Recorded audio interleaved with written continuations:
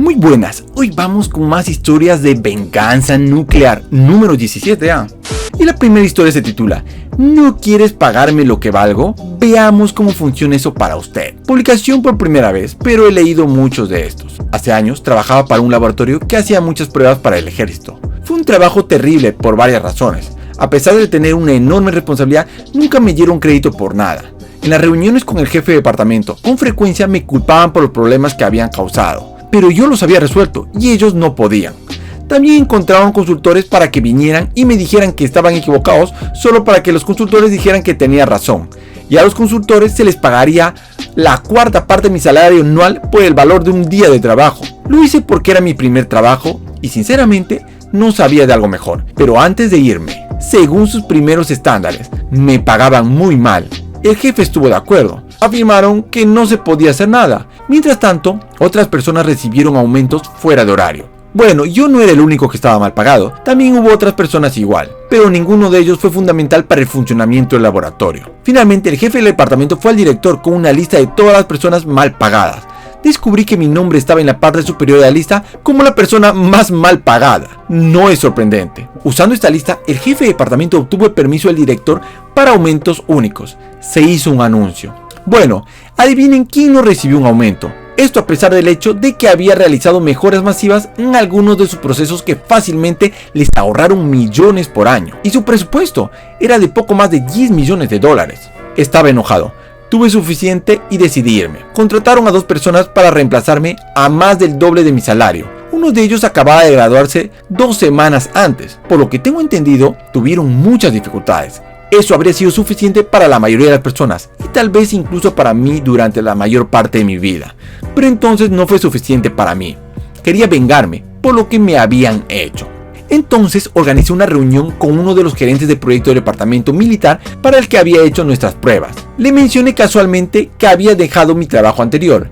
Él estaba sorprendido. ¿Recuerdas que dije que nunca me dieron crédito por nada? Bueno, los gerentes de proyectos militares me consideraban un experto invaluable y no podían entender por qué el laboratorio me había echado. Inmediatamente sacaron varios millones de dólares en trabajo de laboratorio y se los dieron a la competencia. Varios laboratorios estaban involucrados, porque no tenían confianza en que el laboratorio pudiera seguir haciendo el trabajo. Cuando me encontré con uno de los gerentes del laboratorio, el único tipo medio decente allí, mencioné casualmente mi reunión con el gerente de proyecto y me di cuenta de que descubrió cómo los militares sabían que me había ido. Les tomó años recuperarse y sinceramente no sé si alguna vez lo hicieron. La última vez que revisé su página web no se había actualizado en al menos 12 años. Hubiera sido feliz con un aumento de 20,000 dólares, eufórico incluso, pero no estaban dispuestos a gastar 20,000 y perdieron 2 millones para comenzar y más a largo plazo. Comencé mi propio negocio y ahora gano al menos 5 veces lo que ganaría si me hubiera quedado allí hasta ahora, y más de 10 veces lo que ganaba cuando me fui. Fin de la historia. Les encanta ahorrar dinero en el lado equivocado del negocio y terminan como el Titanic. La siguiente historia se titula Hazme renunciar que te denuncien por las prácticas ilegales de tu empresa. Honestamente, esta cuenta es en su mayoría un tiro para distanciarme de mi cuenta principal donde todavía hablo con personas en el área que sucedió.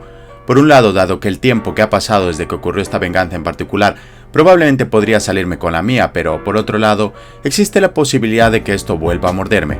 No es que haya hecho algo ilegal, pero muchos pueden argumentar que estaba moralmente mal en ese momento y probablemente podría haber manejado la situación mucho mejor. Entonces pasemos a la historia. En un momento de mi vida me aburrí, necesitaba gastar dinero en efectivo, pero al mismo tiempo, como cualquier estudiante universitario típico, necesitaba un trabajo que se adaptara a mis horas de clase. Ingresé C Corp, no el nombre real.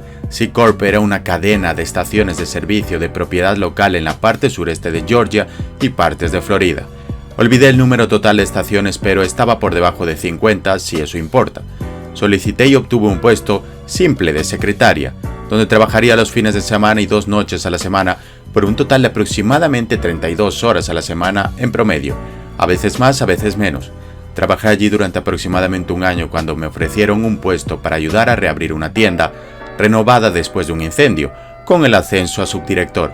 Obviamente mis horas iban a cambiar, pero por la misma razón gané un mejor salario y un nuevo turno diurno que ayudaría a las cosas. Para ser honesto, incluso debatí tomarme un tiempo libre de la escuela para concentrarme en el trabajo, ya que era muy posible que me ascendieran a gerente de mi propia tienda en poco tiempo. Hubo pistas veladas y sugerencias de que eso mismo sucedería en unos pocos meses, por así decirlo. Nunca llegué tan lejos, pero me estoy adelantando aquí. No me tomó mucho tiempo comenzar a notar algunos problemas con la tienda y con la empresa en su conjunto, problemas que hice todo lo posible por corregir. Nos acercábamos a la temporada de caza, pavo y luego ciervos, y en un esfuerzo por atender esto, las tiendas comenzaron a recibir varios palets de municiones. Entonces ahora teníamos que descubrir cómo mostrar los distintos tipos de cartuchos de escopeta y balas de rifle, al mismo tiempo que hacemos nuestro mejor esfuerzo para asegurarnos de que las cosas no se interpongan en el camino. Fue por esta época cuando me encontré hablando con el gerente de la tienda, después de haber sido llamado a la alfombra, como dice el refrán, por negarme a vender municiones a un cliente.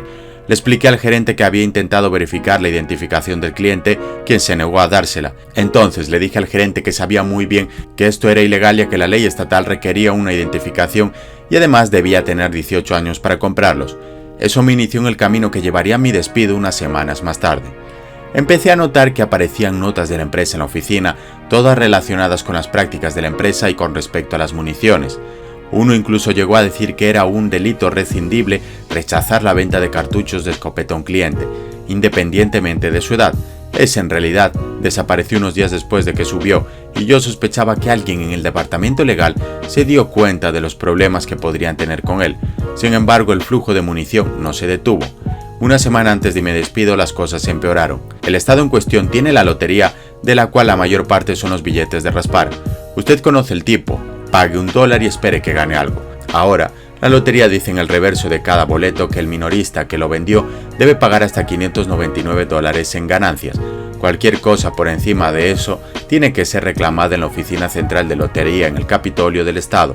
Se advierte a los minoristas que si se niegan a pagar esto, hay instrucciones sobre cómo hacer esto con un giro postal, entonces pueden ser multados por la comisión de lotería o algo peor. Imagínese la sorpresa cuando soy escrito por seguir la política de comisiones de lotería y pagar una ganancia de $300 por un cliente. Me dijeron a quemarropa que la política de la empresa era no pagar más de $100, independientemente de lo que dijera la comisión de lotería. La gota que colmó el vaso, antes de mi eventual despido, aunque honestamente renuncié, todavía me enumeraban como despedido, llegó cuando entrenaba a otro cajero. Al día siguiente, el recuento se quedó corto en exactamente $100. Me negué a firmar el escrito, lo que significaba que la empresa tendría que investigarlo, o eso pensé. El mismo día, el gerente de distrito llamó a la tienda e hizo algunas amenazas veladas de llamar a la policía por esto y me dejó con la nota que, si el recuento supera los $100 hoy, no dirá nada. Oh diablos, no lo hizo. Esperé hasta que el gerente regresó de su reunión, dejé caer todas mis llaves en el mostrador y le dije directamente, ya terminé. Salí y realmente no miré hacia atrás. Estaba enojado por el trato que me habían dado durante el tiempo que trabajé allí, enojado por ser llamado ladrón, enojado por lo que sabía que la compañera estaba haciendo a mi pequeña comunidad y enojado porque por lo que yo sabía, ellos se saldrían con la suya. Fue entonces cuando ideé un plan de venganza. En primer lugar necesitaba hablar con un amigo. Uno de mis compañeros de la universidad también trabajaba para la oficina del alguacil del condado. Así que le ofrecí una buena barbacoa y unas cuantas cervezas y luego le pregunté, hipotéticamente hablando, ¿qué le pasaría a una empresa si se descubriera que estaban haciendo algo ilegal como, vendiendo municiones cuando no deberían o algo así? Sabía que había dejado Seacorp recientemente y las circunstancias por las que me fui, así que no tardó en preguntar qué estaba pasando. Así que derramé los frijoles, incluido el robo denunciado del que me habían acusado. Estaba al borde de su asiento, llegando incluso a señalar que las acciones del gerente de distrito en sí eran ilegales, y me dijo que me reuniera con el jefe de mi amigo al día siguiente para dar una declaración. Así que hice precisamente eso. Expuse todo. Hablé sobre el memorando, sobre no rechazar las ventas en contra de la ley estatal, y luego di información detallada sobre la llamada del jefe, el incidente en sí y otras cosas que había presenciado con respecto a las prácticas ilegales de la empresa, aunque no se mencionan aquí. Tomó la mayor parte de 4 horas contar todo y mecanografiarlo. Por la forma en que actuó el detective, tuve la impresión de que le había dado un montón de casos o había abierto un caso divertido. Sin embargo, todavía no había terminado. Tenía que hacer una llamada más. Ese resultaría bastante simple y corto, y me involucró llamando a la comisión de lotería y diciéndole sobre la política de la compañía que iba en contra del acuerdo de lotería. Me aseguraron que investigarían las cosas y que mi información se mantendría en secreto. Solo tenía que sentarme y esperar. Las consecuencias. 2 o 3 semanas después, nuestro periódico local publicó una historia en la portada, hablando de una operación encubierta de varios departamentos que sucedió en nuestra área. La policía estaba investigando la venta ilegal de armas, alcohol y municiones a menores. En esa redada, C-Corp había sido duramente golpeada, con varias de sus tiendas cerradas y varios gerentes de distrito arrestados por varios cargos relacionados con esta actividad ilegal. La propia empresa se enfrentaba a multas severas, en el rango de 7 cifras, del Estado, y se estaba cuestionando si tenían o no las licencias adecuadas para vender municiones y armas de fuego en primer lugar. La única mención sobre lo que me había dicho el jefe fue cuando uno de los oficiales de investigación señaló que la empresa había recurrido al chanquetaje en un intento de silenciar a cualquiera que se atreviera a cuestionar las políticas o prácticas de la empresa. Las tiendas permanecieron abiertas, pero se notaba que los gerentes estaban muy nerviosos por lo que les deparaba el futuro. Las ventas de municiones y armas se detuvieron por completo y de la noche a la mañana. Aproximadamente una semana después de la redada policial, los billetes de lotería de todo tipo simplemente desaparecieron de las tiendas. Grandes letreros en el frente simplemente dicen: "No vendemos lotería". Las máquinas de validación habían desaparecido, las áreas de los billetes para raspar estaban vacías, la lotería no estaba en el edificio. Solo puedo adivinar lo que sucedió en ese caso, pero no me sorprendería si la comisión de lotería enviara personas con boletos ganadores solo para que esas personas fueran rechazadas. El hecho de que perdieran sus ventas de loterías indicaría que se trataba de un problema grave como mínimo, que o la comisión de loterías decidió distanciarse de la empresa que ya estaba bajo investigación federal. Sí, lo de las municiones y las armas pasó a ser federal.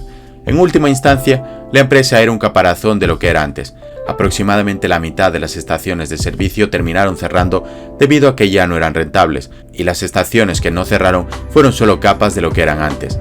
La compañía finalmente se declaró en bancarrota después de que un escándalo final les trajo otra ronda de multas estatales y federales.